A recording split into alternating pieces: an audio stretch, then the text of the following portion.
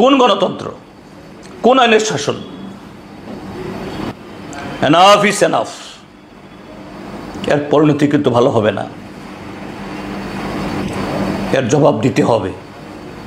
এটা সব দিক থেকেই অত্যন্ত উদ্বেগজনক ঘটনা। তার দুটি দিক আছে। একটা দিক হলো রাজনীতিতে অপোনেন্ট তথা বিরোধী দলের যদি কোনো দুষ্কৃতি থাকে, অবশ্যই অন্য দল তার সমালোচনা করবে, তার উদাহরণ তুলে ধরবে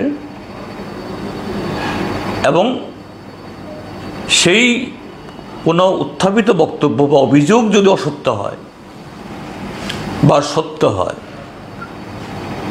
সেই দল গণতান্ত্রিকভাবেই তার জবাব দেবে যে না, এ ঘটনা ঠিক নয় বা নিন্দা জানাবে। এটাই তো আমাদের দেশের রাজনৈতিক কালচার, পরম্পরা। আমাদের গণতন্ত্র, আমাদের সংবিধান এটা বৈধ, এটাকে অ্যালাউ করে। কিন্তু সাম্প্রতিককালে দেখা যাচ্ছে শাসক দলের বিরুদ্ধে যদি কোনো সমালোচনা হয়, তাদের বিরুদ্ধে যদি কোনো কেউ অভিযোগ উত্থাপন করেন, তখন যে কিছু এরকম বাহুবলীদের দিয়ে তাদের খামোশ করে দেওয়ার জন্য, তাদের মুখ বন্ধ করার জন্য সরাসরি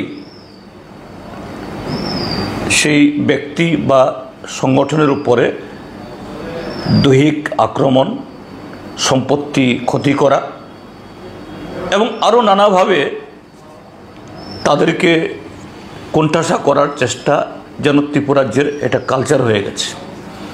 অথচ একই ধরনের আচরণ শাসক দলের তরফ থেকে, তাদের সর্বোচ্চ নেতৃত্বের তরফ থেকে অহরহ তারা এসব বলছেন যে বিরোধী দল বা কোনো এক রাজনৈতিক দলের নাম করে তাদের ৭৬% এরা পাগল, তাদের নানা ধরনের রোগ জীবাণু নিয়ে বয়ে বেড়াচ্ছে, বা তাদেরকে দেশ ছাড়া করা হবে, অমুক নদীতে অমুক সাগরে নিক্ষেপ করা হবে।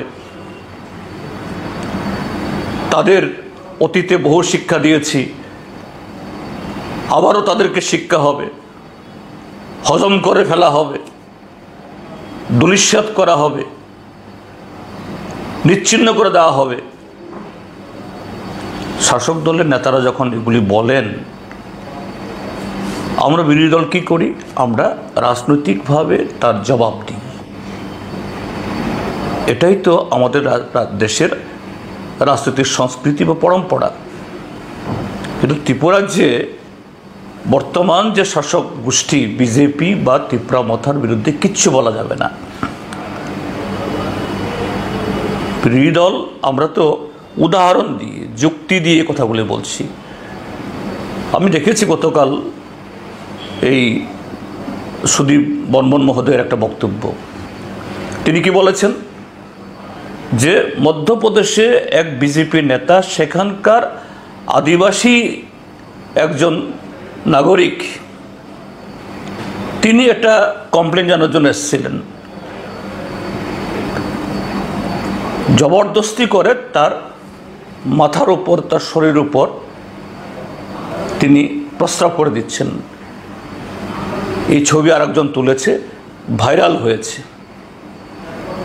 ভারতীয় জনতা পার্টি দলের তরফ থেকে তাদের সেই কার্যকর্তা, দেবতুল্য কার্যকর্তার বিরুদ্ধে কোনো ব্যবস্থা গ্রহণ করা হয়েছে আমাদের জানা নেই। তো এটা বলা কি এই সুদীপ বর্মন মহোদয়ের অপরাধ হয়েছে? যেটা অপরাধ হয়ে থাকে, পাল্টা এরকম সভা করে, সংবাদ সম্মেলন করে তার ব্যাখ্যা দিন। সুদীপ বর্মন মহোদয় বা তার পার্টির বিরুদ্ধে আপনারা সেরকমভাবে জবাব দিন। এটা ত্রিপুরাজ্যে আকছার এখন ঘটছে, এটা যেন কালচার, এটা তাদের অধিকার। এক, দুই হলো, এটা আরো উদ্বেগজনক যে আরক্ষা প্রশাসনের উপস্থিতিতে শাসক দলের এই বিরোধী দলের স্বীকৃত রাজনৈতিক কর্মসূচি, সেদিন 21 তারিখে কংগ্রেস দলের দাতারামের কর্মসূচি, তার 3 দিন আগে 17 তারিখে বিশালগড়ে সিপিআইএমের কর্মসূচি, তারপর গতকাল আমি আমাদের প্রাক্তন অর্থমন্ত্রী ভানুলাল সাহা, আমাদের প্রাক্তন মন্ত্রী নরেশ জমাতিয়া, আমাদের পার্টির জেলা সম্পাদক রতন সাহা সহ আমরা টাকারজলাতে একটা ঘরোয়া সভা করছিলাম কমিউনিটি হলে। পুলিশকে জানিয়ে আমরা গেছি, বিশাল সংখ্যক পুলিশ ছিলেন, কিন্তু দেখা গেল 17 তারিখ বিশালগড়ে,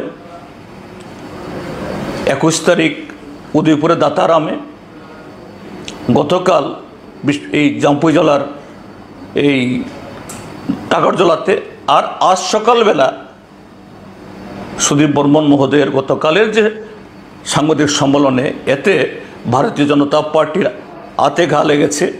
আজকে সকালবেলা তার বাড়িতে পুলিশের সামনে, অসংখ্য পুলিশের সামনে জবরদস্তি করে ঢুকে সেখানে তার সম্পত্তি ভাঙচুর করলো। ভাগ্যিস শুধু দৈহিকভাবে তিনি বা তার পরিবারের লোক আক্রান্ত হননি। এটা কোন কালচার? শাসক দল মানে তারা যে কোনো সময়তে, যে কোনো জায়গাতে, যে কোনো পরিস্থিতিতে, যে কোনো ইস্যুতে আইন হাতে তুলে ধরার অবাধ ক্ষমতা কি ত্রিপুরাজ্যে এদের হাতে সমর্পণ করা হয়েছে? পুলিশ এরা কাঠের পুতুলের মতো দাঁড়িয়ে দাঁড়িয়ে তামাশা দেখবে?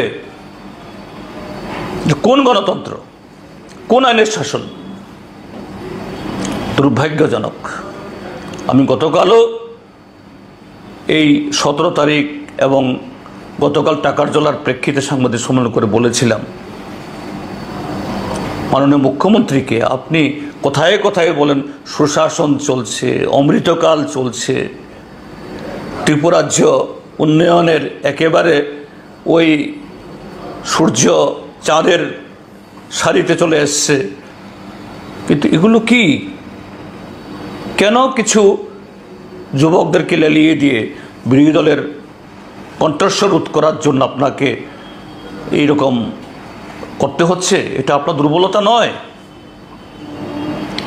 কথায় কথায় বলেন পুলিশকে যে স্বাধীনভাবে কাজ করার জন্য সুযোগ দেওয়া হয়েছে।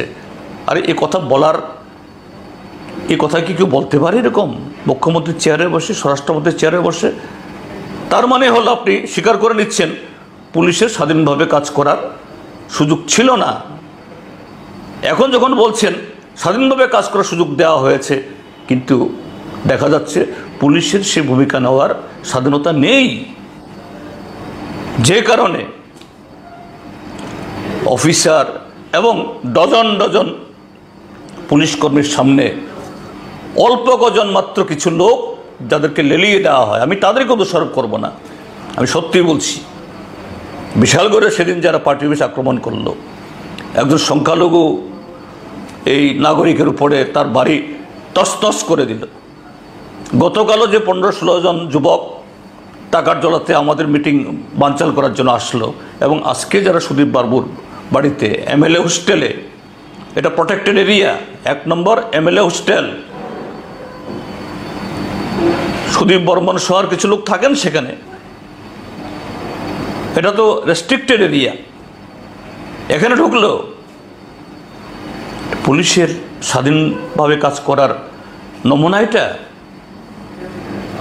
আমি পুলিশ আধিকারিককে বলবো, আবার বলছি, প্লিজ, এনাফ ইজ এনাফ। এর পরিণতি কিন্তু ভালো হবে না, এর জবাব দিতে হবে।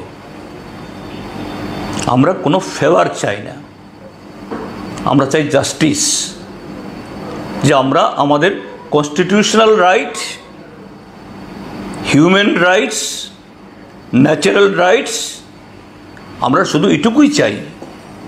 রাষ্ট্রের দায়িত্ব আমাদের এই রাইটস এটাকে প্রোটেক্ট করার। এখন যদি বারে বারে সে জায়গাতে হুচট খেতে হয়, থিংস উইল টার্ন সামথিং, তার ফল সবাইকে ভুগতে হবে।